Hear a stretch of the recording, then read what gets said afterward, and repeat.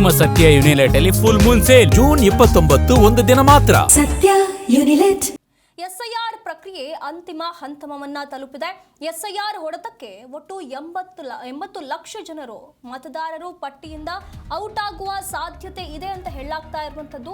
68.28 ಲಕ್ಷ ಮತದಾರರು 5 ವಿವಿಧ ಕಾರಣಗಳಿಂದ ಔಟ್ ಆಗಿದ್ದಾರೆ ಅಂತ ಹೇಳಲಾಗ್ತಾ ಇರುವಂತದ್ದು. 68.28 ಲಕ್ಷ ಮತದಾರರ ದಾಖಲೆಗಳಲ್ಲಿ ವ್ಯತ್ಯಾಸ ಪತ್ತೆಯಾಗಿದೆ. ಭಾನುವಾರ ಸಂಜೆಯವರೆಗಿನ ಪರಿಶೀಲನೆಯಿಂದ ಇಷ್ಟು ಮಾಹಿತಿ ಲಭ್ಯವಾಗಿರುವಂತದ್ದು.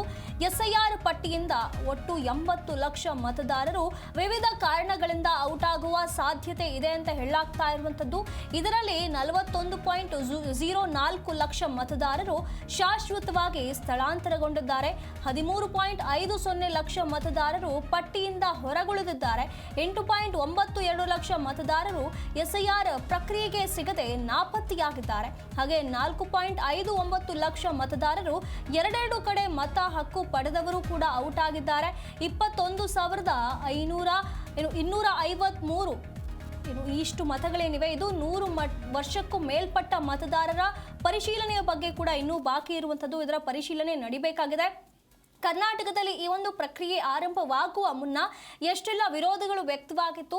ಈಗ ನೋಡಿದ್ರೆ 80 ಲಕ್ಷ ಮತದಾರರು ಪಟ್ಟಿಯಿಂದ ಹೊರಗುಳಿಯುವಂತಹ ಸಾಧ್ಯತೆ ಇದೆ ಅಂತ ಹೇಳಲಾಗ್ತಾ ಇರುವಂಥದ್ದು. ಪಶ್ಚಿಮ ಬಂಗಾಳದಲ್ಲಿ ಈ ಹಿಂದೆ ನಡೆದಂಥ ಎಸ್ಐಆರ್ ಪ್ರಕ್ರಿಯೆಯಲ್ಲೂ ಕೂಡ ಬರೋಬ್ಬರಿ 90 ಲಕ್ಷ ಮತದಾರರು ಹೊರಗುಳಿದಿದ್ರು. ಆ ಸಂದರ್ಭದಲ್ಲಿ ಅಲ್ಲಿ ಎಲ್ಲ ಉಲ್ಟಂಪಲ್ಟ ಆಗಿತ್ತು.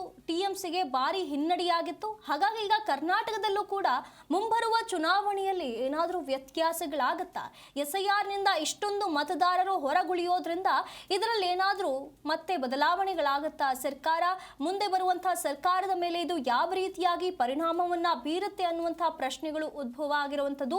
ಬರೋಬ್ಬರಿ 80 ಲಕ್ಷ ಮತದಾರರು ಅಂತಂದ್ರೆ ಖಂಡಿತವಾಗಿಯೂ ಕೂಡ ಮುಂದೆ ಬರುವಂತಹ ಚುನಾವಣೆಯ ಮೇಲೆ ಇದು ಪರಿಣಾಮ ಬೀರೋದು ಗ್ಯಾರಂಟಿ. ಆದರೆ ಯಾರಿಗೆ ಇದರಿಂದ ಲಾಭವಾಗುತ್ತೆ, ಯಾರಿಗೆ ಇದರಿಂದ ನಷ್ಟವಾಗುತ್ತೆ ಅನ್ನೋದನ್ನ ಕಾದು ನೋಡಬೇಕಿದೆ. ಈ ಒಂದು ಪ್ರಕ್ರಿಯೆ ಆರಂಭವಾಗುವಾಗ ಹಲವು ವಿರೋಧಗಳು ಕೇಳಿ ಬಂದಿತ್ತು. ಈ ಒಂದು ಪ್ರಕ್ರಿಯೆ ಯಾಕೆ ಮಾಡಬೇಕು ಅನ್ನುವಂಥ ಪ್ರಶ್ನೆಗಳು ಉದ್ಭವವಾಗಿತ್ತು. ಈಗ ಎಸ್ಐಆರ್ ಪ್ರಕ್ರಿಯೆ ಅಂತಿಮ ಹಂತಕ್ಕೆ ಬಂದು ತಲುಪಿದೆ. ಇಂತಹ ಸಂದರ್ಭದಲ್ಲಿ ಸದ್ಯ ನಿನ್ನೆ ಸಂಜೆಯವರೆಗೂ ನಡೆದಿರುವಂತಹ ಪ್ರಕ್ರಿಯೆಯ ಮಾಹಿತಿಯ ಪ್ರಕಾರ 80 ಲಕ್ಷ ಜನ ಈ ಒಂದು ಪಟ್ಟಿಯಿಂದ ಔಟ್ ಆಗುವಂತಹ ಸಾಧ್ಯತೆ ಇದೆ ಅಂತ ಹೇಳಲಾಗ್ತಾ ಇರುವಂಥದ್ದು. ಹಾಗಾಗಿ ಇಷ್ಟು ಜನ ಈ ಒಂದು ಪಟ್ಟಿಯಿಂದ ಔಟ್ ಆದರೆ ಮುಂದಿನ ಚುನಾವಣೆಯಲ್ಲಿ ಯಾವ ರೀತಿಯಾಗಿ ಪರಿಣಾಮ ಬೀರುತ್ತೆ ಅನ್ನುವಂಥ ಅನುಮಾನಗಳು ಈಗ ಉದ್ಭವವಾಗಿರುವಂಥದ್ದು. ಇಲ್ಲಿ 80 ಲಕ್ಷ ಜನ ಏನಿದ್ದಾರೆ ಅವರಲ್ಲಿ 68.28 ಲಕ್ಷ ಮತದಾರರು ಒಟ್ಟು 5 ವಿವಿಧ ಕಾರಣಗಳಿಂದ ಈ ಪಟ್ಟಿಯಿಂದ ಔಟ್ ಆಗಿದ್ದಾರೆ ಅಂತ ಹೇಳಲಾಗ್ತಾ ಇರುವಂಥದ್ದು. ಭಾನುವಾರ ಸಂಜೆ ಅಂತಂದರೆ ನಿನ್ನೆ ಸಂಜೆ ನಡೆದಿರುವಂತಹ ಪರಿಶೀಲನೆಯಿಂದ ಇಷ್ಟು ಮಾಹಿತಿ ಲಭ್ಯವಾಗಿರುವಂಥದ್ದು. ಅದರ ಆಧಾರದ ಮೇಲೆ ಈಗ ಇಷ್ಟು ಮಾಹಿತಿಯನ್ನ ಹಂಚಿಕೊಂಡಿರುವಂಥದ್ದು. ಇನ್ನು ಅಂತಿಮವಾಗಿ ಎಲ್ಲ ಫೈನಲ್ ಆದ ಬಳಿಕ ಈ ಪಟ್ಟಿ ಯಾವ ರೀತಿಯಾಗಿ ಅಂತಿಮವಾಗುತ್ತೆ, ಎಷ್ಟು ಜನ ಕರೆಕ್ಟಾಗಿ ಇದರಿಂದ ಔಟ್ ಆಗ್ತಾರೆ ಅನ್ನೋದ್ರ ಬಗ್ಗೆ ಇನ್ನೂ ಕೂಡ ಪ್ರಶ್ನೆ ಇರುವಂಥದ್ದು. ಸದ್ಯದ ಮಾಹಿತಿಯ ಪ್ರಕಾರ 80 ಲಕ್ಷ ಜನ ಇದರಿಂದ ಹೊರಗುಳಿಯುವ ಸಾಧ್ಯತೆ ಇದೆ ಅಂತ ಹೇಳಲಾಗ್ತಾ ಇರುವಂಥದ್ದು.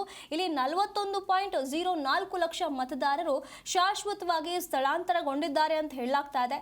ಹಾಗೆ ಇಲ್ಲಿ 13.50 ಲಕ್ಷ ಮೃತ ಮತದಾರರು ಪಟ್ಟಿಯಿಂದ ಹೊರಗುಳಿದಿದ್ದಾರೆ. ಹಾಗಾಗಿ ಇಲ್ಲಿ ಕೆಲವು ಕಾರಣಗಳಿಂದ, ವಿವಿಧ ಕಾರಣಗಳಿಂದ ಇಷ್ಟೊಂದು ಜನ ಪಟ್ಟಿಯಿಂದ ಹೊರಗುಳಿದಿದ್ದಾರೆ ಅನ್ನುವಂತ ಮಾಹಿತಿ ವ್ಯಕ್ತವಾಗ್ತದೆ.